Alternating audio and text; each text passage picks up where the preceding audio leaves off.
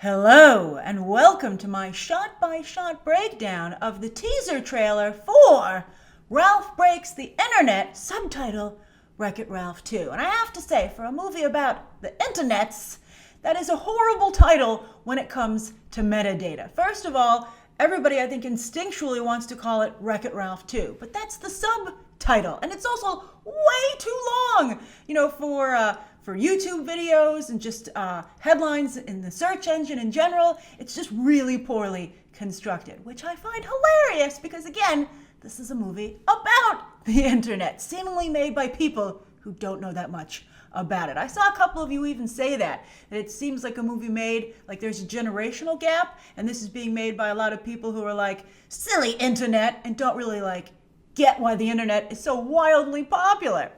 Also, I'm sure Disney's not too thrilled about all the immediate comparisons to the Emoji Movie, and that should have been like, it's yellow, the canary in the coal mine, right? That maybe the internet is just too vast an area to boil down to a movie, and more importantly, a 3-act structure. Also, they really plugged here that this is from the creators of Zootopia. Rich Moore did Wreck-It Ralph, and then he did Zootopia, a billion-dollar picture. But I think that maybe they were like, wow, the world building in Zootopia really helped sell that picture. And that's true, by the way.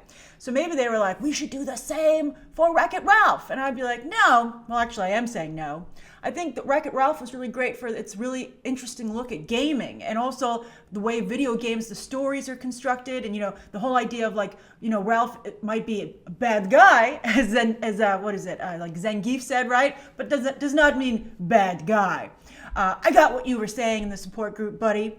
I just watched Wreck-It Ralph again last night to prepare for this. And I don't see any of that here. I don't see any of that kind of commentary. And there's actually a really obvious fix on how to do this sequel, but we'll discuss it when we get to that part of the trailer. It's so obvious, but it's too late. This is what we're doing.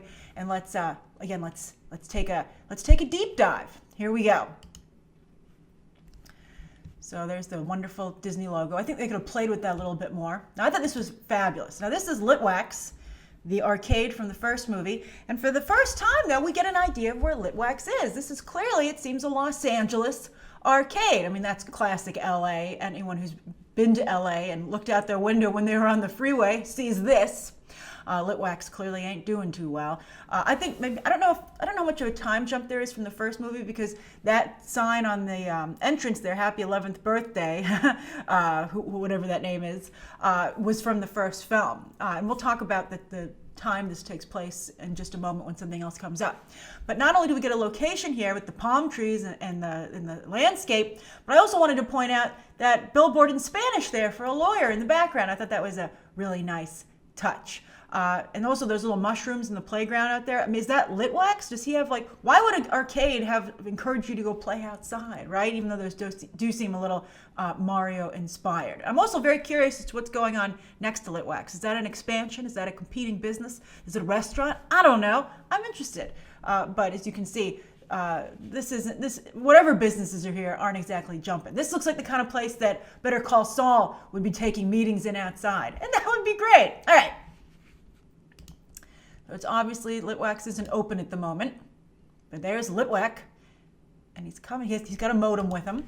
But now here we can see Sugar Rush right up front. By the way, that illustration of Vanellope von Schweetz on the game is so fantastic.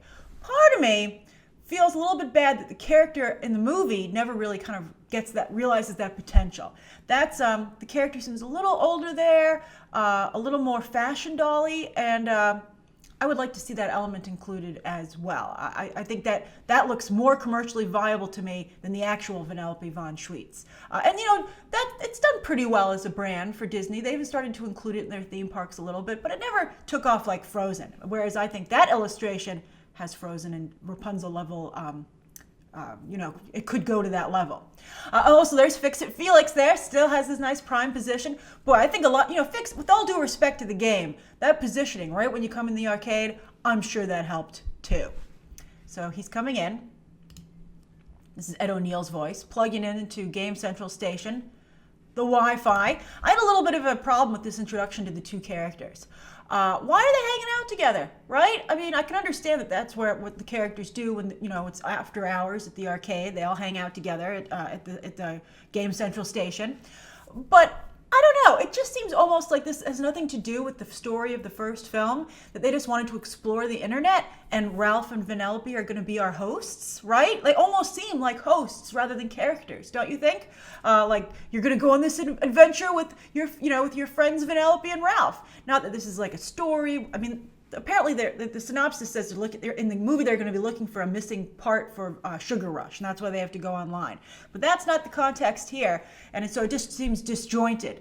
Not only these characters from the material, the internet, because in just a minute she's actually like, let's just go, because that's what the writers want us to do. But it also seems disconnected from the first movie. They look cute though. And where's everybody else? So look at this. Why is that such an old computer? What time period is the internet supposed to be new when this movie comes, when it's supposed to take place? Doesn't make any sense to me. I mean, I guess it would be why it took him so long. It didn't take him so long to get online. It's just something new at the period of the film.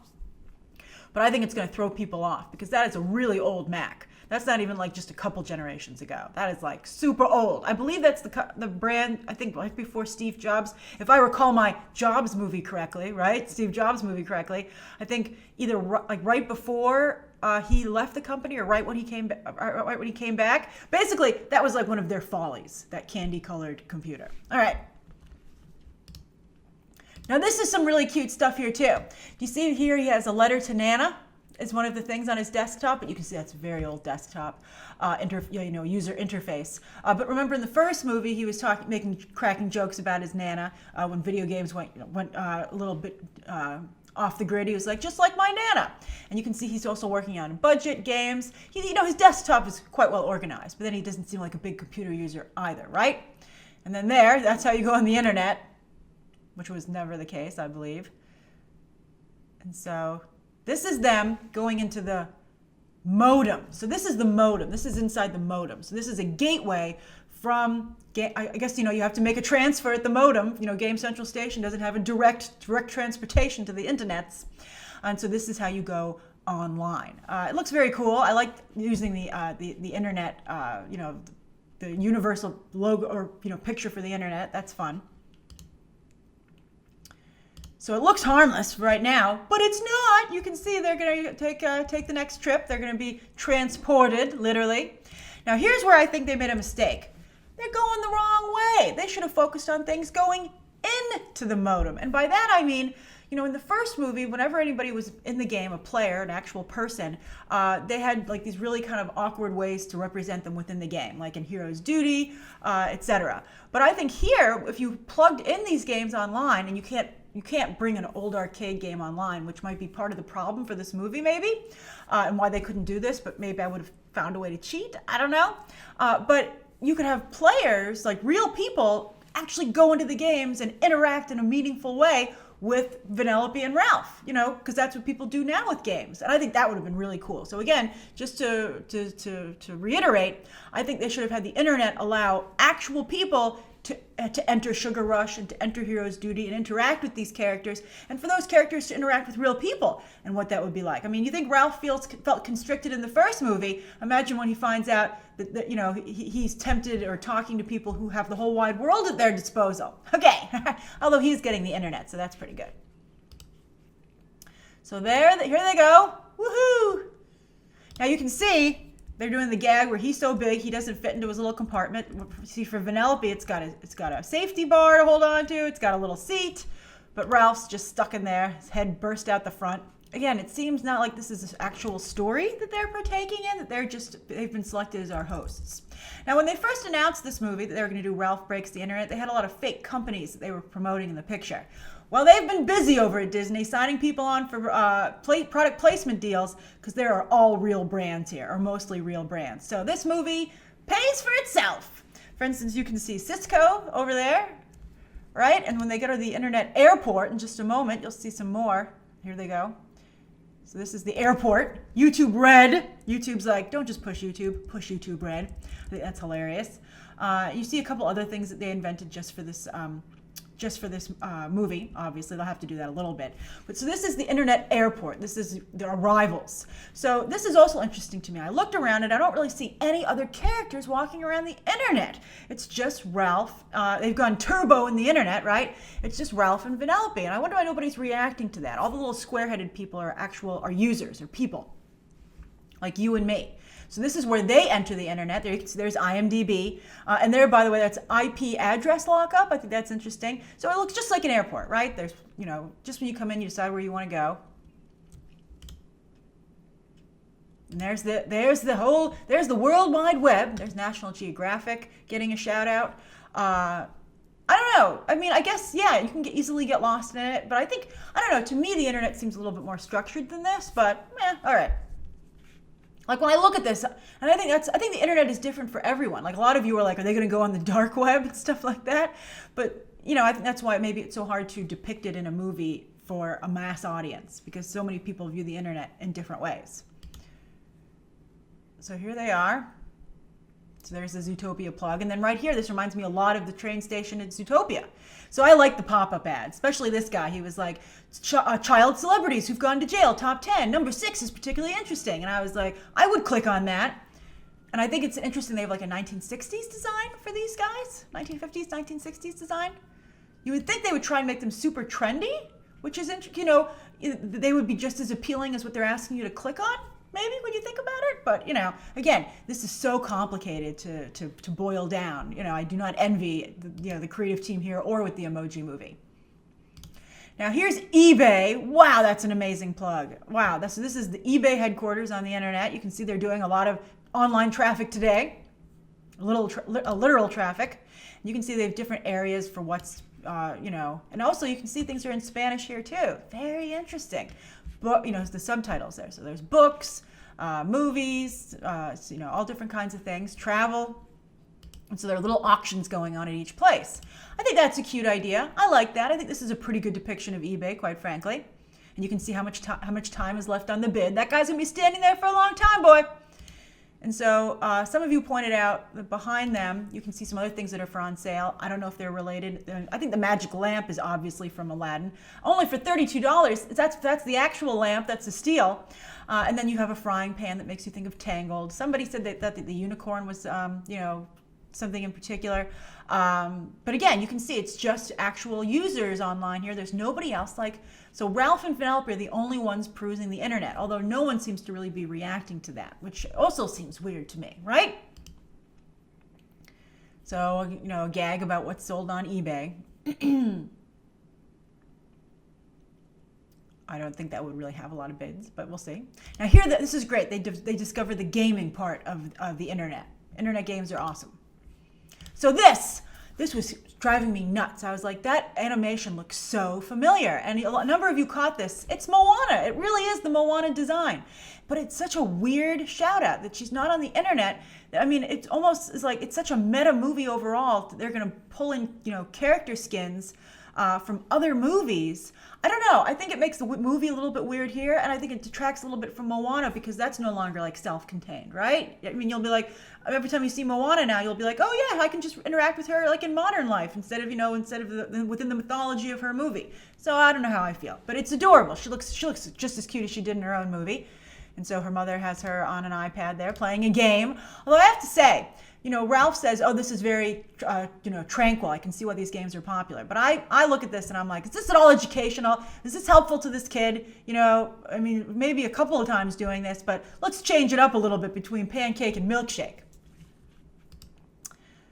So there we go. I'm also just not into this type of game. But Ralph is, as you can see. These little characters look like Sylvana characters to me. I think they're so cute. I'm curious to see about the new characters that are introduced here. They said they're going to have the Disney princesses. I'm very excited about Taraji P. Henson's popular algorithm character. I think that sounds really cool. She has we've heard a lot of cool things about her. I'm surprised they didn't tease her here, especially with how hot Taraji P. Henson is now. And then also you're in a really great moment right now with Black Panther and A Wrinkle in Time coming out with representation for the Black community in big movies. So you would think they'd want to get a little extra bump from Taraji here. And also Taraji would have tweeted out about it and done a lot of social media. But no, they're focusing on, the stars, Ralph and Vanellope. So here we go. more pink, or is that salmon, as King Candy would say. This poor bunny. He can't say no. I guess the game won't let him. Also, you'll notice, come to think of it, Vanellope has not glitched whatsoever. Now, this is kind of weird, that Ralph, I guess he's not a bad guy, but he's, obtuse, and he doesn't realize what he's doing. I can't believe that bunny stuffed that in there. And he explodes and scars Moana for life. Her movie gets very different. And I wonder what the graphic for that would be. They cut away, so is it supposed to be really dark? I don't know. I think that's crazy. I guess this is a lesson that, play games before you give them to kids first, right? Because who knows what's so hidden in them. And it says loading in theaters Thanksgiving. So this is a tease. Again, I think there's obviously so much more to reveal, including the story. But I think that it was a little bit weak, and I think it just seems detached. I think detached is a good word. I think it seems detached from the first movie, and I think the characters seem detached from the environment that they're in, and I think that I think audiences feel detached from this depiction of the internet because, again, as I said, everybody has a different experience online, and so it's almost impossible to capture a universal experience, and that's what you need to do in something for a mass market. Also, I'm curious, what do you think of my idea of having the internet element brought in as a way to bring in real people into the worlds of the game and have them interact with Ralph and Vanellope within those landscapes? I also miss Sugar Rush and Fix-It Felix, that apartment building and Hero's Duty. I liked exploring the games. I think that was a really fun, and the levels, especially at the Sugar Rush racing from the first movie. And they seem to have lost that here, which I think would be unfortunate. So let's see if they can come up with something good to replace it. I think it's going to be just like, can you spot all the Disney references, right? And I'm curious if you think that is a good game. Good enough to pay to see in theaters. All right, again, write your thoughts down below, and you can check out some more videos right now.